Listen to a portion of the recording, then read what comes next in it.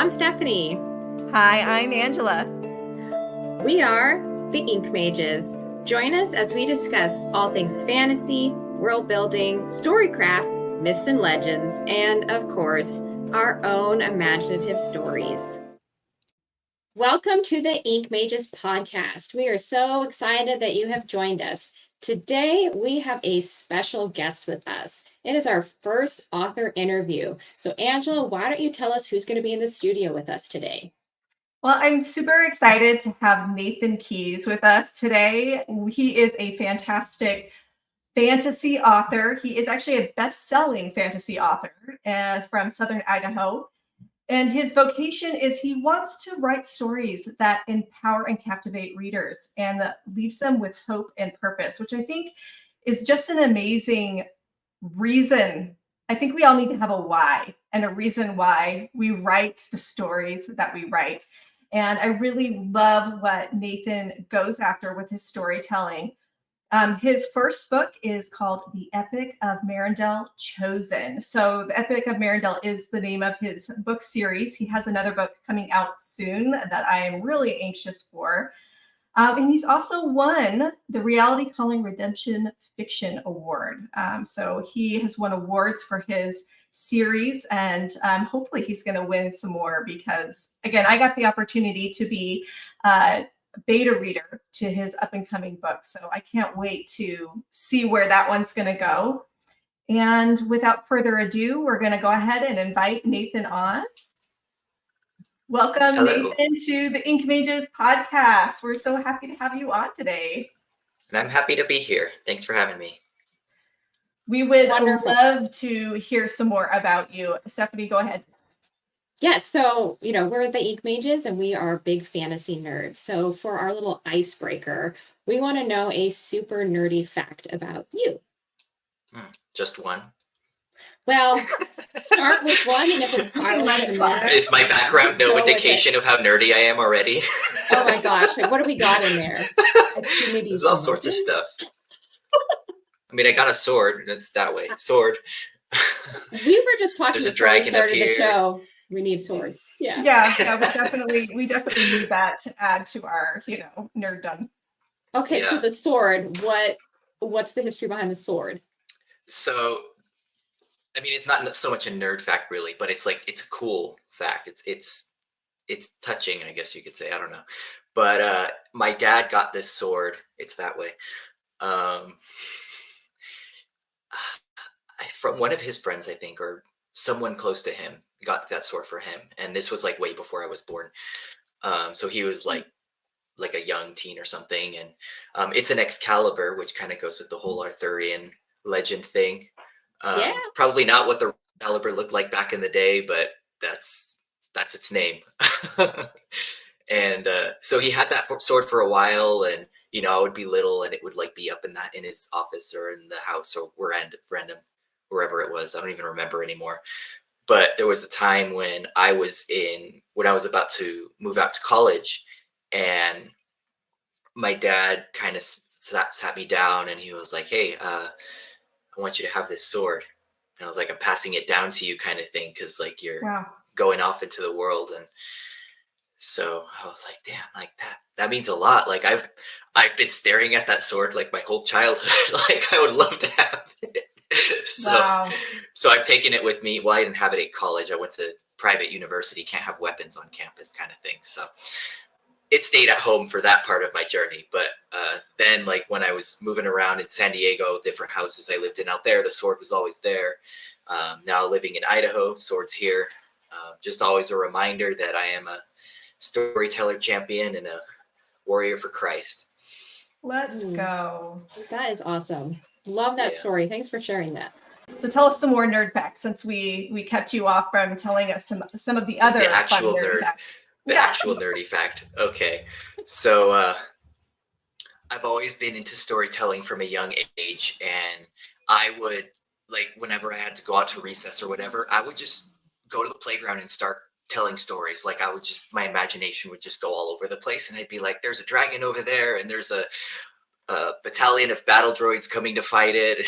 I would just come up with random stuff, and then if people wanted to play with me, cool. If not, cool. I didn't care. I just wanted to tell stories and engage the imagination. And that's been a part of me since I was very little. I would take these different worlds and histories and characters together and be like, what would happen if, a lot of what if scenarios and my fan fiction days of every favorite franchise of mine coming together somehow. And now I see that as like my love of storytelling and my love of different fantastical imaginative elements coming together in a world that I've now created in my book, The Epic of Marindel, and kind of like honing that to a professional standpoint has just been so cool. And it's like literally the most fun thing ever. And I don't want to do anything else with my life. Just like, can I just write, and then the book will just sell itself and money will fall from the sky and I can just be happy. Let's go. Yes. That's our dream. Yes. That would be is the definitely best. the dream. Yeah. So I'm very much a story nerd. Can't get me out of the clouds. That's great. I think Angela and I are both the same way. That's awesome. So tell us more about The Epic of Marindel. I have not read it yet. I just read the blurb for the first time, I think yesterday. So I'm like, ooh, this is fascinating. I love it. So what is something special or unique about your story that readers are just going to fall in love with? If you want to talk about what inspired you to write it, just the floor is yours on this book. Well, I'll start with that first question, like what's special about it that I feel like readers are really attracted to. And this is not something that I intended necessarily. This is just like feedback I've heard from other people who've read it, which is always cool to hear what other people think and if it's good things, But what a lot of people have said about the Epic of Marindel is that it takes these very different characters from their own perspectives. It's written in a first person present perspective. From like you're in the character's thoughts, you're seeing what they see, you're thinking what they're thinking, and you're just engaging the story from their perspective through their lens of culture. And it starts out with one of those, but then in a few chapters you meet another one, and he's in a completely different place, doing completely different stuff with completely different thoughts. And at first it's like, huh, what, where are we now? Like, but then you start to see like this story of Marindel, like is kind of all encompassing. Like this other character starts encountering the great king of Marindel in different ways. And eventually he ends up meeting with the first character that we started with, and they go on a journey together. And then right when you think like, okay, this is cool, I can get this, then there's the third character that comes in. And this third character is in a completely different place, same deal. But she is more like almost like an antagonist at first. And so that's a completely different perspective where now you're like from a villain POV almost, and you're seeing her trying to challenge what the good guys are doing. And, the conflict unfolds from there. So it's really cool I have a lot of fun with it because I get to kind of get into different mindsets and attitudes to write these characters, and then just tying everything together, like putting little lore drops here and there that suddenly like everything makes sense. Like this is what they were fighting for the whole time kind of thing. And so I would say that's what's special, because I don't know of any story that does that, other stories that I know of. And, maybe there are, I don't want to say that I'm like the only person who does this, but it's something that I feel like makes the Epic of Marindel very special and worth reading for the character dynamics that take place in the book. Well, and you do it really well. I love all of your different characters. I've been asked a couple times by you, what's your favorite character? And honestly, it kind of changes. And every time I pick up the story, it's almost a different character will be highlighted to me. And then all of a sudden I'm a fan of that character. And it's really fun to see how all of the worlds kind of come together and converge. But I think what I like most is that there is a purpose in each one of the characters. You don't just have a ton of characters to have a cast of characters. There is an intention and a purpose. And I mean, you have characters that almost seem like Arabian Nights. You have some that are samurais. You have some that almost feel like they're coming from more of a medieval background. And I love that it forced me as a reader to imagine a whole new world that I couldn't put in a box. Is there a character in particular that came to you first when you were first writing the story? Yeah, so I could talk about the origin story of Marindel with that. So it all started right when I graduated from college. So this was back in the summer of 2014. And my imagination was kind of on overdrive, and I was like, I have to create something. But I was in a place where, for the last 2 years before that, I was really growing in my relationship with God, and I was like just focusing on seeking Him. And I had actually set aside writing for a while because I was like, before, like back in high school and stuff like that, I would write, but I would write to vent my feelings, and I would like write stories that were like against people I didn't like, kind of thing. So it was just like raw emotions. Like, it was how I process things. Like, it's journaling, but like in the creative Mhm. format where I need to get this out somehow. But when I was growing more in my relationship with God, I started feeling like, no, that's not the type of stuff I want to write. Like, I don't want to write to spite people, or like, write all these dark things that don't mean anything. Like, there is so much potential in this art, but I don't know where to start. And I don't feel like I'm at a place where I have an assignment to do that yet. So I gave my writing up to God, and I was like, Lord, I'm not going to write another story until you give me an idea for something that's going to bring people hope and purpose.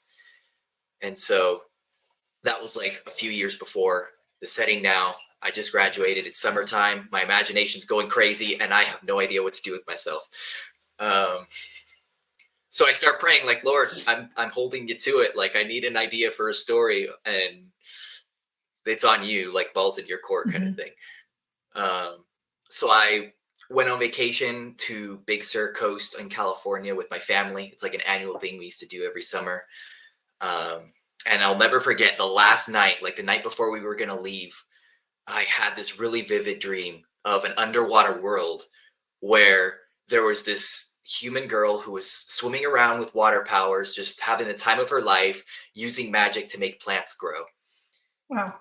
And I woke up from this dream thinking, like, I remembered it like absolutely clearly. Like, that does not happen very often.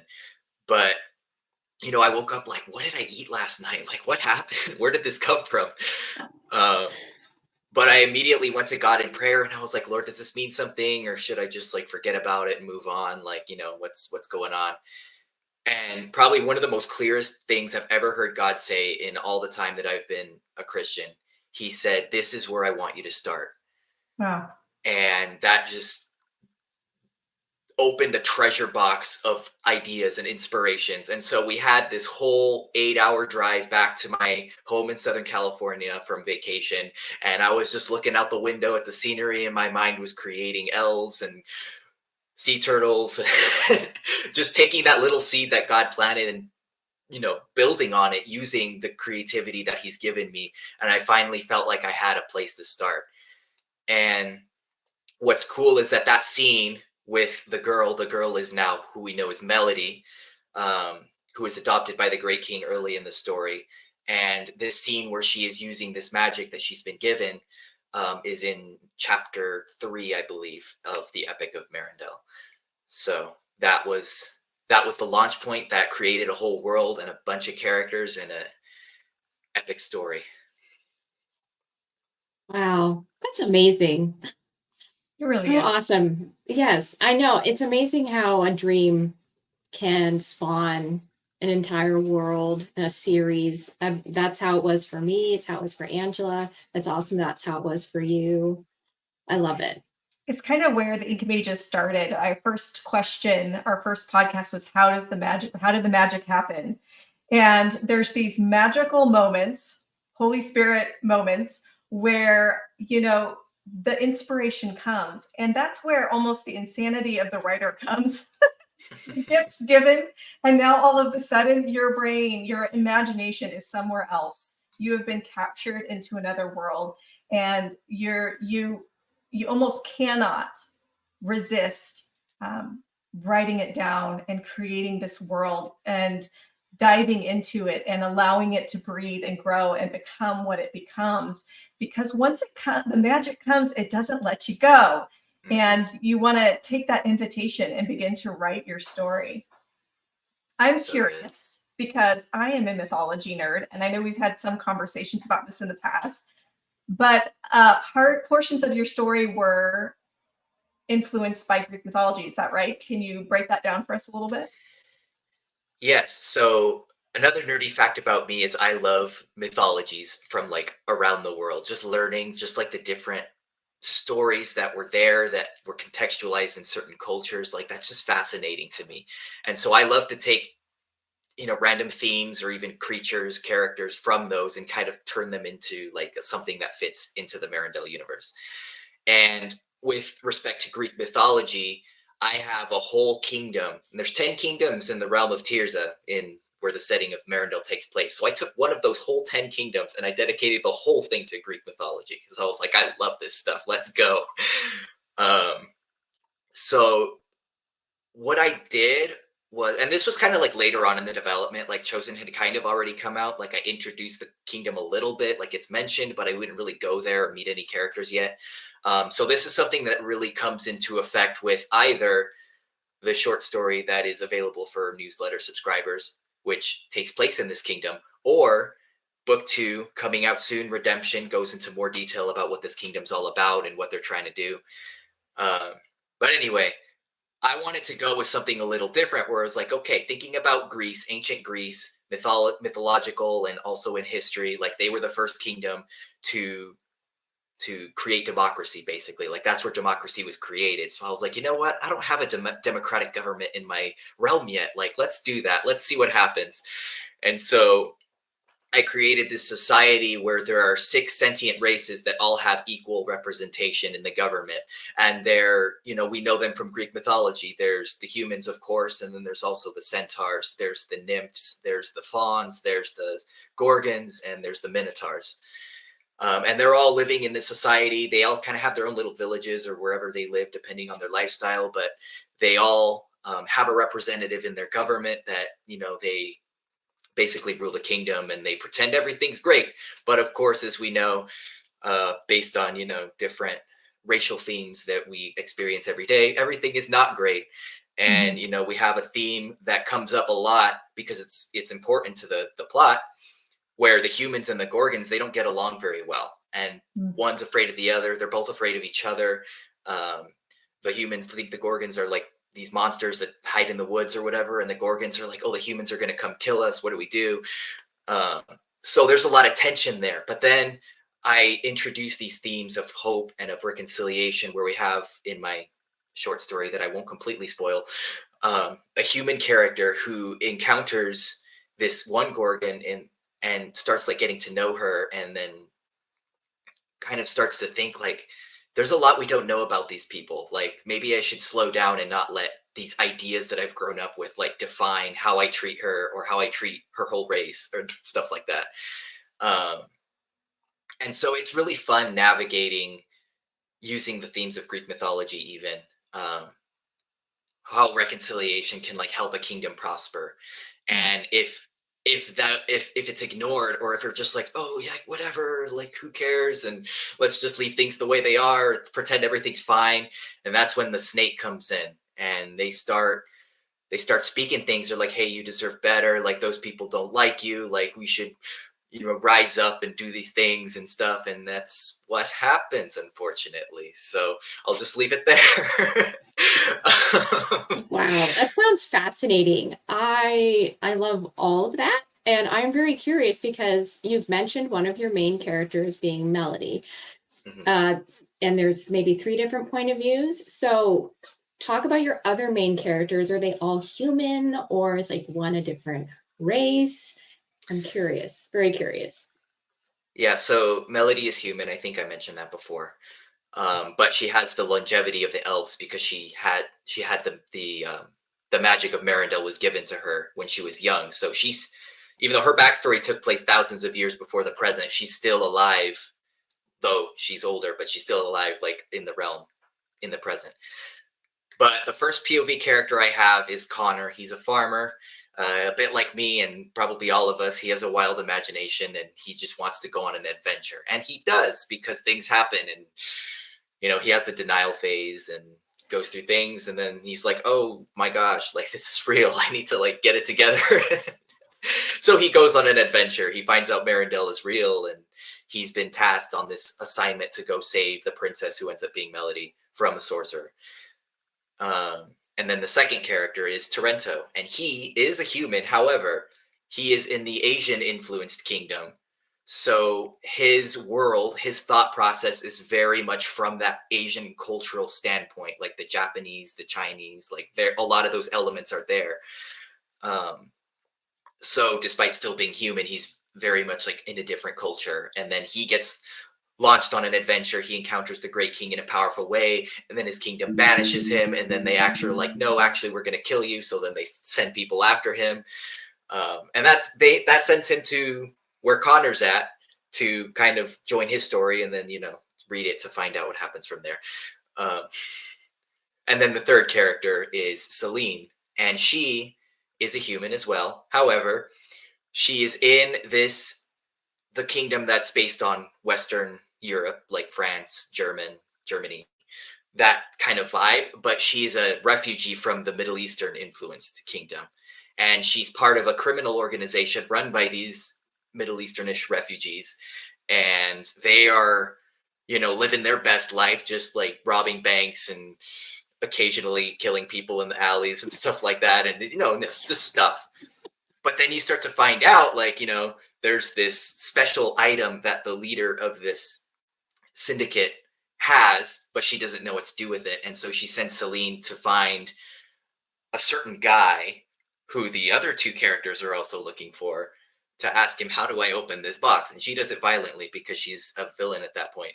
But that puts her at odds with the other people, and the story takes off from there. So all that to say, they're humans. There are other sentients around, obviously, but they are very different humans, and they don't always get along, and it's really fun to write how that conflict plays out.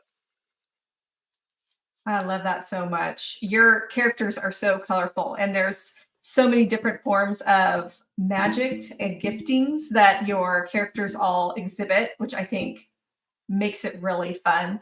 Was there a particular like magical gift or that one of your characters had that was something that you were really excited to write about or really you identified with? Yeah, so when I was little, I used to watch Avatar: The Last Airbender. Was addicted to that show. Absolutely loved it. I could see you guys did too. Yeah. And even I don't know why necessarily. I have no idea why, because there was no reason to think this way when the first season was out, but I loved the Fire Nation so much. Let's go. Like, it was my favorite. I was like, I love their ship design. I love their outfits. I love the animation when they're like punching and flaming and being awesome. And then, of course, I'm rewarded as you develop the Fire Nation, and then Zuko becomes amazing. And I was just like, I was on the train from day one, guys. So love the Fire Nation, love firebending, especially I love the lightning. And that comes into that influence exists in the character of Scourge, who is a refugee from the Russian inspired kingdom. But the thing with them is that all of their royals have what I call electrokinetic powers, which is more or less firebending, but there's a little bit more of a different dynamic behind it, and only the royals can inherit it because it's genetic. And so Scourge has these fire and lightning powers that at first he's like really shy and traumatized because he had a rough past. He doesn't want to use them, and so the main characters kind of have to coach him a little bit, like, hey, like, we need you to like light a campfire for us, like, help us out. Stuff like that. And then it comes to like where as he grows more into who he is, realizing that he's found a tribe of people who love him and value him, and then unleashing that power on bad guys in the battle scenes, like that magic. He is the magic DPS character of the team. Like, he is absolutely just knocking down everybody with the magic powers. And I just love the dynamic of like, he is magically one of the strongest characters like in the protagonist team, but also like his personality is so like reserved and humble. He doesn't want to, or like he's like, I don't want to hurt you, or yeah. So it's fun. Like, he's not just going out there on a power trip. He has a lot of potential, but he's also one of the youngest characters on the protagonist team. He's like 15 in the present. But the way that growth happens, it reminds me of Zuko in a way where it's a little different, because Zuko was at first, he was on a power trip and he just wanted the avatar and that's all he cared about. But Scourge is like I have a longer projection of his character development in mind, like Zuko. And I really can't wait to get there, but it's gonna be a few books, honestly. Yeah, it's gonna be a while. You're making me have to wait. He's one of my favorite characters for sure. Like, Oh my if I had gosh, to pick one. Just the fact that you said like Zuko in the same sentence with this guy, I am hooked. I like love Zuko. So, a character that has to just go through a long growth over time, I'm all for that. So you mentioned that this could be a couple of books. So what is next in the series then? So I'm thinking of having 3-book arcs within the Epic of Marindel, which is going to be much longer than 3 books. This one that I'm working on now, I'm going to call it the Jadis arc. That's the name of the sorcerer, where he's the guy. He's the one that's in the way of everything that the good guys are trying to do. So we have book 1 here, book 2's coming out, and then book 3, that's going to be the culmination of the Jadis arc. And then from there, books 4 through 6, that is going to be the somebody else arc. I won't say their name. You can read the book and find out. To where it's like there's like a time skip. I haven't decided if it's like a year, 2 years, but something like that. But then this other conflict comes up. And so the main characters, like, they're having to grapple with this new threat. But even though it may seem disconnected a little bit from the Jadis arc, the story of Marindel is progressing through it all.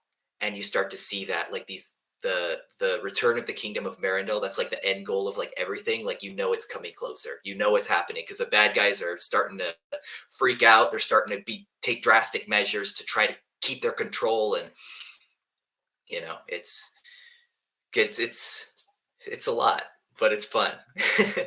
I'm thinking right now to finish that.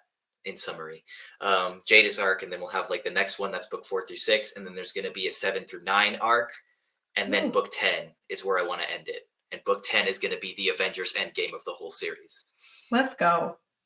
Yeah, I'm so looking forward to that. Honestly, I wish you were writing them faster because I need to get into the next story. No pressure at all.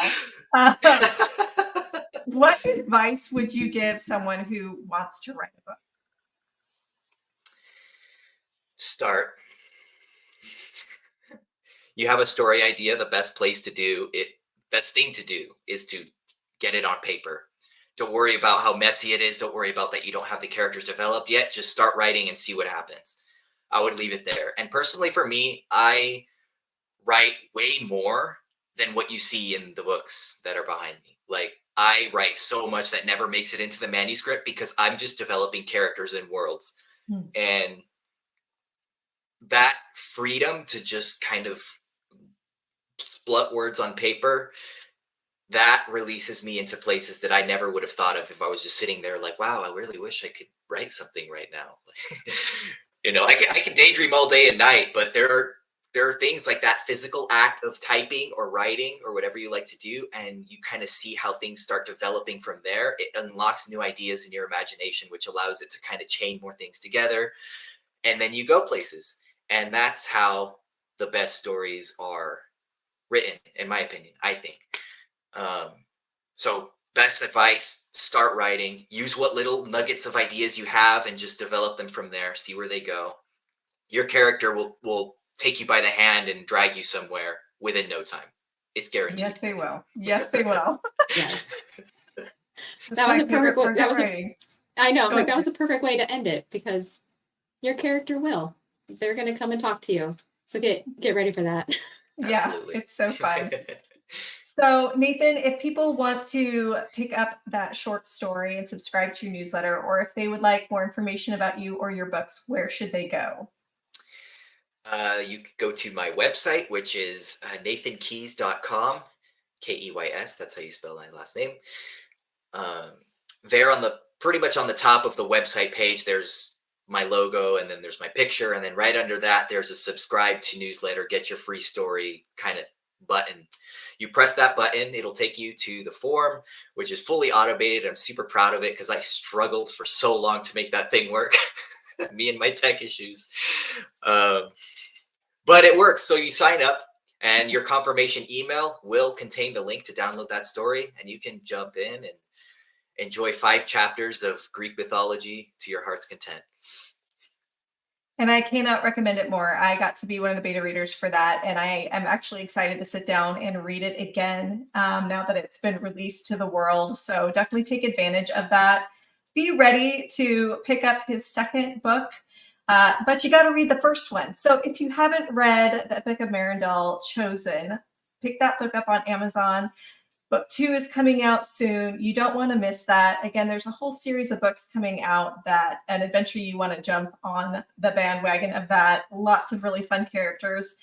So we're going to be putting the links in the description for all of his books and how to subscribe to his newsletter.